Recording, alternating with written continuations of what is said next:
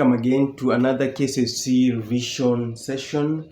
We'll be focusing on English paper 3 today. And just remember, if you are new here, hit the subscription button, like, comment, and share for more.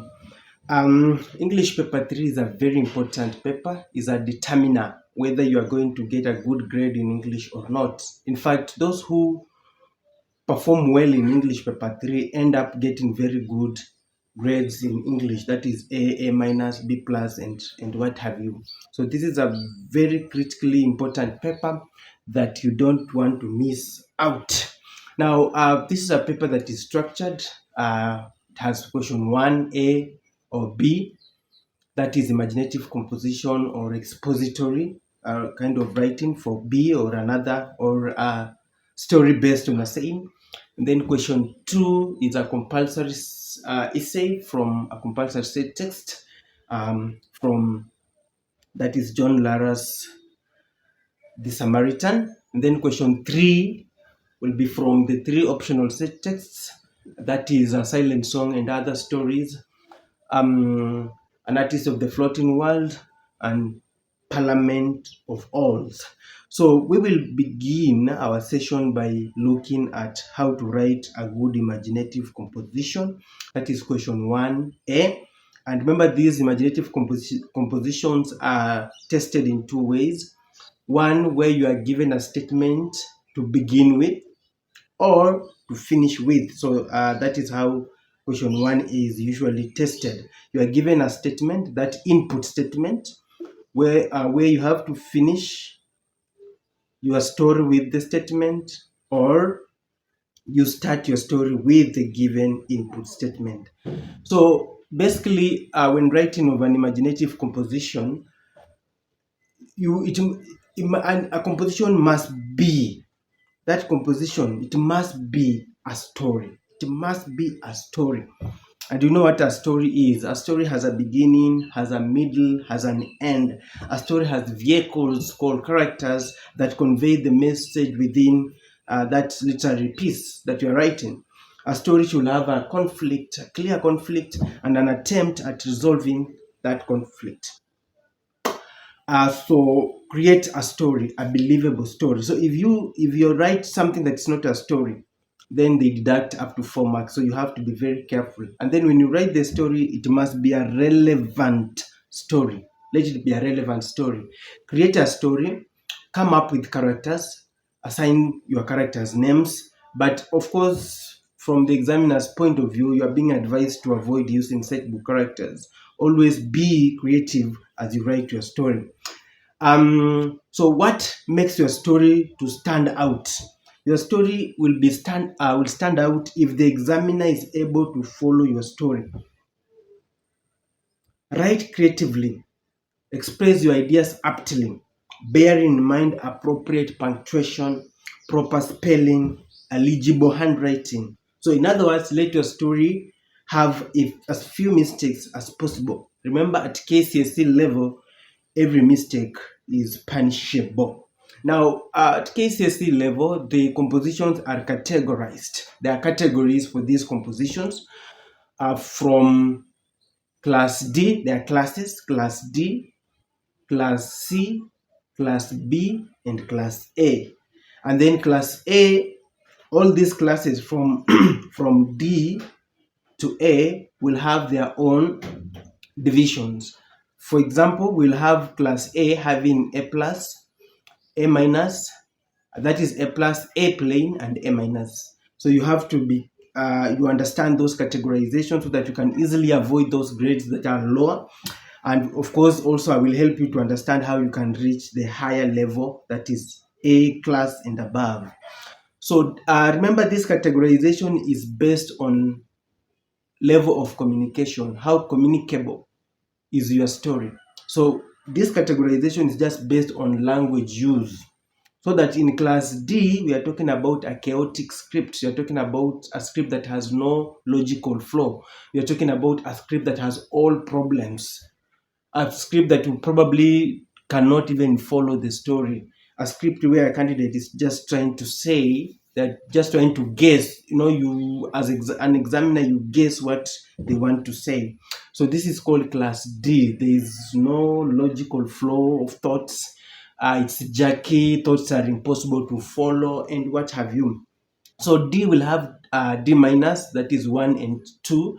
And then we'll have D plane, that is 3, 0, 3, that is out of 20. And then we'll have D plus, that is 4 and 5. And then class C is from 6 to 10. Class C is characterized by improved fluency, where you can at least try to guess what the candidate wants to say. So you can guess what the candidate wants to say in class C. And in class C, basically, even though there are frequent mistakes and errors, at least there's some improved fluency. And C also has these categorizations from C minus, that is 6 and 7, and then C plane, that is 8, and then C plus, that is 9 and 10. And then class B is characterized by improved fluency. There's improved fluency. There's some items of merit. I'll explain items of merit later on. The student, there's generally some form of language maturity. You are able to follow the story keenly, and this is a clear indication that the students can sometimes have some ambition. So we say sometimes they are ambitious or over ambitious and what have you. So even class B has some categorization, so that we have B minus, that is 11 and 12, and then we have B plane, that is 13, then 14 and 15 is B plus. And then class A, which I want all of us to fall, that is 16 to 20 is called A, and A has categorizations, that is A minus, 16 and 17, A plane 18, A plus 19 and 20. So our class, that is class A, is characterized by language maturity. Is also characterized by economy of words. It reflects youth and culture. It's pleasant, and there are very few mistakes that are realized as slips. So they are not really grammatical mistakes, but just slips and what have you. There are many items of merit in this particular class. Students express not just oneself, but the whole self. We are able to identify with the students' tests and what have you. So this is a script that is perfectly written. There is variety of language used. There are variety of styles and what have you. And so if you want your category to fall in A, you have to use vocabularies correctly and aptly and in the right context. You have to use economy of words. You have to be very creative and write something that is authentic, as I told you, powered by imagination. What are some of the key considerations for writing an imaginative composition? There's the question of the title. Now, my question here is, do you think a title is necessary? Now, at KCSE level and at any form of marking of English paper 3, a title is not considered a prerequisite. It's not mandatory, so no one will penalize for use or not use of a title. However, if you choose to use a title, make sure that it is mind-boggling. Make sure that it's curiosity-educing. Avoid titles that have become obvious, like The Day I Will Never Forget, Best Wedding, such kind of cliches. Avoid them at all costs. Instead, you should consider juicy, action-bespeaking, creativity signaling titles. So we are saying that a title is not mandatory. But should you choose to use one, then make sure that your title is action packed. Make sure that your title is curiosity packed. Make sure that your title is curiosity signaling, so that at least it can educe the curiosity of the examiner and they will award more marks. However, note that the title should reflect the events within the story. Your title should reflect the events within that story. Number 2, another consideration, you are being told to avoid forest stories. Forest in quotes. using forest categorically here, that this is the 21st century and it should be reflected in what you write, an era of technological advancement. In fact, technology should be the heartbeat of your composition. So once upon a time, stories should be discarded in the trash can for better, more context befitting tales. Collecting firewood, showering in the river is no longer fashionable. You should tailor a story on the intricacies of the present generation. Consider this example, which is a draft extracted from a student's composition. We extracted this from a student's composition. This is what the student wrote. My name is Robinson Clarks. I work at Blue Mountain Hospital as a cardiologist. My wife, Becky Knights, accused me of murder. So look at such kind of thinking in the world of medicine, in the world of social media, in the world of corporate world, and what have you. So there are so many things to write about. Don't just narrow yourself to your village or from your hood and write something that does not reflect creativity and all that. You're also being advised to back up your story by using back up the scenes in your story by using vivid description. Describe an event until the examiner can form mental impressions about what you are writing. And use twists and turns, or turns and twists. Use turns and twists, that you should avoid a predictable story. Create meaningful suspense. Keep your reader guessing. Your reader should keep guessing what is going to happen next. Let the reader keep guessing, but make sure there's a meaningful touch of suspense. It should not be cruel suspense. You know what I'm talking about when I say cruel suspense, where you tell us a story, you narrate how you woke up, went to school, faced many challenges and obstacles along the way, got punished by the teacher. And then after you have explained all this stuff, you finish the very last sentence, you say, "Oh, I was dreaming." That is not good suspense. So ensure that you use meaningful suspense. Avoid fantasy. Avoid fantasy. And remember that fantasy is anything that borders on the realm of imagination and lacks a touch of reality. It's being discouraged. And there's even some punishment for the same. So avoid writing stories about ogres, about giants, about genies, about zombies, things that cannot happen. You should also not write about heaven or hell unless you are using those two words figuratively. Something that cannot literally happen should be avoided at all cost. Direct translation. I think sometimes students they get influenced by their mother tongue or Swahili, and this affects it has a negative bearing on the overall communicability of your composition.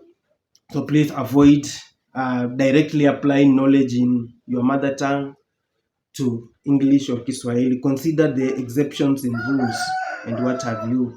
So there are many examples of direct translation. Of course, I will not go to that, but at your own point, you make sure that what you are writing is standard English that is approximated to either British or American variety. You are being advised to appeal to all senses. Remember, there are 5 senses. Appeal to all these senses. Depict mental impressions of what you're writing about. Appeal to senses such as smell, sight, hearing, touch, taste, and so on. I'm reading your composition and I'm smelling food. I'm reading your composition and I can see. I'm reading your composition and I can hear. You are doing this through, of course, a vivid description. I like using this example. Imagine 2 students, one who writes, "My mother closed her eyes in an everlasting sleep, never to see the beauty of the shining moon again." And then we have another student who just writes, "My mother died." So that's the difference. The student who described fully is able to appeal to the examiner's sympathy, and they will score highly. Be original. Another consideration, you are supposed to be original or authentic. Avoid writing stories you have read or movies that you have watched. Do not begin and write to us a story about 2 students Sagrada Secondary School, Movita and Montano. We know you're talking about the Samaritan. So do not write a story that you have heard unless you are creative enough to change it completely, just using the storyline but with different characters and scenarios and so on. So please make sure that you are original. Lack of originality is being punished and so on. So if you want to score highly, employ a stylistic device. You can use flashback, you can use dialogue, you can use humor, foreshadow, even dream motive, where you can even begin your story if you have not been given an input statement where you start with. You can begin even with a dialogue or flashback and what have you. This one will help will help your story to score highly. Avoid vulgarity. Do not glorify evil, and then make sure your story has a moral lesson. Make sure your story has a moral lesson. So remember, at the end of it all, we are testing on good morals, and anything that deviates from the path of ethics and morality is punishable. Do not refer to sexual reproductive organs or reproduction directly. Always use sensitive language while writing your imaginative piece. Do not write your story Don't write a story where you get rich, begin a church, you help the poor. No, ensure that there's a moral lesson that you get attached to it. Other key considerations in writing of an imaginative composition is you look for modern idiomatic expressions and use them in the right context. Come up with vocabularies and use them meaningfully.